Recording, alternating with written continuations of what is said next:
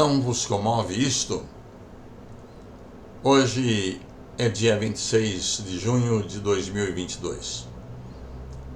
Caros amigos, meus irmãos em Cristo Jesus, senhores e senhoras, tenho a transmitir-vos um recado e para tanto vou me socorrer de texto da Bíblia, a palavra de Deus, segundo o profeta Jeremias, no seu livro Lamentações, capítulo 1, no versículo 12. Não vos comove isto a todos vós que passais pelo caminho? Considerai e vede se há dor igual à minha, que veio sobre mim, com que o Senhor me afligiu no dia do furor de sua ira. Esse texto ele está inserido em um período da história de Israel, mais propriamente no reino de Judá, que se estende de 625 anos antes de Cristo a 586 antes de Cristo, ocasião em que o reino de Judá foi conquistada pelos babilônios e levados cativos. E os que ficaram se empobreceram a tal ponto de venderem o que de mais precioso tinham a troco de pão. Todo o seu povo anda suspirando, assim diz a palavra de Deus, buscando o pão. Deram as suas coisas, as mais preciosas que tinham, a troco de mantimento para restaurarem a alma. Vê, Senhor, e contempla que sou desprezível. E diz assim o profeta: não vos comove isto? A todos vós que passais pelo caminho, atendei e vede se a dor como a minha dor, que veio sobre mim, com que o Senhor me afligiu no dia do furor da sua ira. Assim disse o profeta, porque durante um período longo ele advertiu Israel sobre a sua escolha que estava fazendo, de seguir os deuses pagãos e trocando o Deus Jeová verdadeiro. Isto os levaria a uma situação de caos tamanha, mas os da tribo de Judá não ouviram Jeremias e, em consequência, a Babilônia entrou em Judá e levou cativo todos os seus moradores.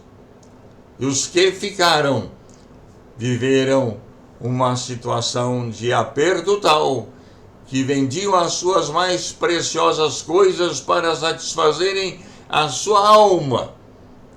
E já não buscavam mais o pão, o alimento para o seu corpo, mas eles buscavam por uma palavra de Deus que os consolasse e que os trouxesse novamente para junto de Deus. Esta situação descrita pelo profeta Jeremias parece-me muito com o que está acontecendo no Brasil. Deus falou no passado através da boca de um jumento para alertar um profeta, uma certa vez em que esse profeta estava correndo um sério risco de vida.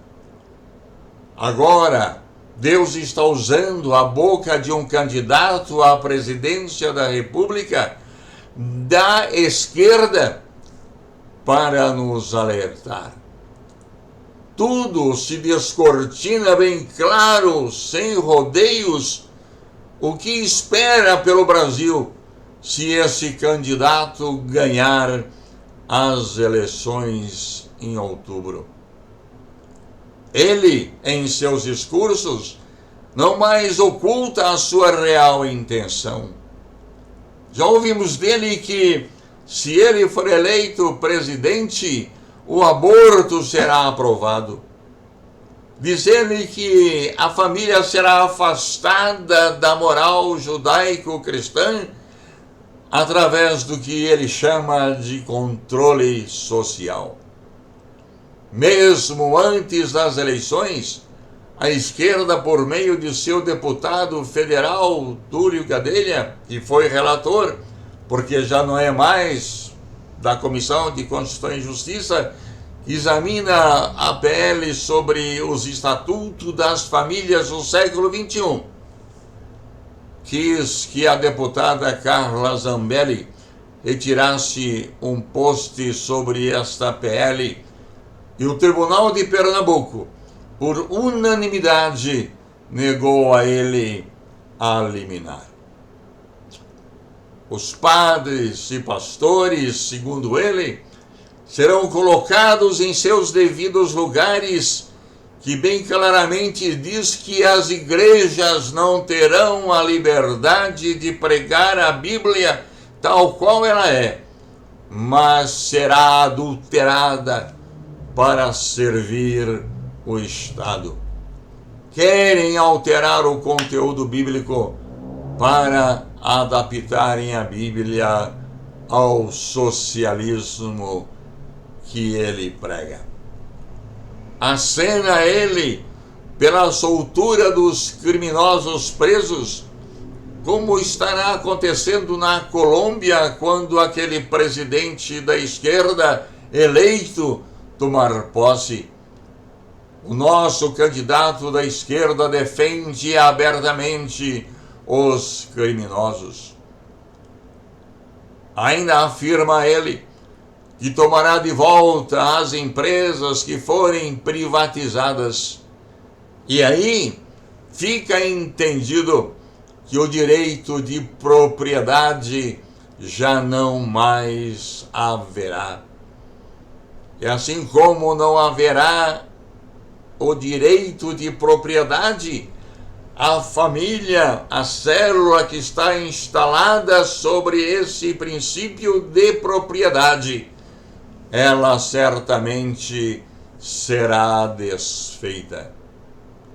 O Brasil, com a esquerda no poder, terá um partido forte, segundo ele, citando a China. Ele diz que as relações com a China e Cuba e demais países governados pela esquerda serão aproximados do Brasil.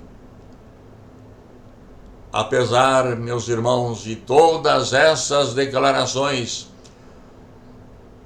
muitas igrejas estão a eles se aliando, levadas pelos seus pastores esquerdistas, aliciados, cativados pelas promessas de poupudas ofertas. Por isso, alerto aos cristãos do Brasil para que se cuidem de não serem enganados. A esquerda não tem nada de Deus. Ao contrário, debocham de Deus e da Igreja de Jesus Cristo. Em Genebra, Suíça, em março, reuniu-se o Conselho Mundial das Igrejas Evangélicas. E esse candidato da esquerda compareceu lá nesta reunião com um discurso de que irá defender os evangélicos, mas não gosta da partidarização política das igrejas. Engana-se esse senhor, pois a Igreja de Jesus Cristo não é um partido político e nem precisa que os políticos a defendam, pois Jesus Cristo, o dono da igreja, declarou que as portas do inferno não prevalecerão sobre, abro aspas, a minha igreja, fecho aspas, palavras de Jesus Cristo. Portanto, Não se deixem enganar, meus irmãos, com aquilo que chamamos de o canto da sereia. Não precisamos que os políticos defendam a igreja, pois, como peregrinos que somos, contudo, ninguém pode impedir que evangélicos se candidatem a cargos públicos e políticos, e se eleitos lá estarão, não para defenderem a igreja, mas sim defenderem os valores cristãos intrínsecos a todo que se diz cristão. Afirmei já por várias e reiteradas vezes que socialismo e cristianismo são completamente antagônicos. Cristão que se diz da esquerda não é cristão. A doutrina marxista é oposta à doutrina cristã. Convoco esses irmãos que partiram para a esquerda a repensarem seu posicionamento, porque depois que acontecer a eleição, será tarde demais para se arrependerem. Se assim acontecer, o futuro de nosso país será o mesmo de Israel, o reino de Judá, quando o profeta escreve o seu livro Lamentações de Jeremias. Porque o meu povo, diz o profeta, fez duas maldades. A mim me deixaram o manancial de águas vivas e cavaram cisternas rotas que não retêm águas. Isto escreveu Jeremias no capítulo 2, versículo 13 do livro que leva o seu nome. Israel foi levada cativa como escravos pela Babilônia em face de sua escolha errada.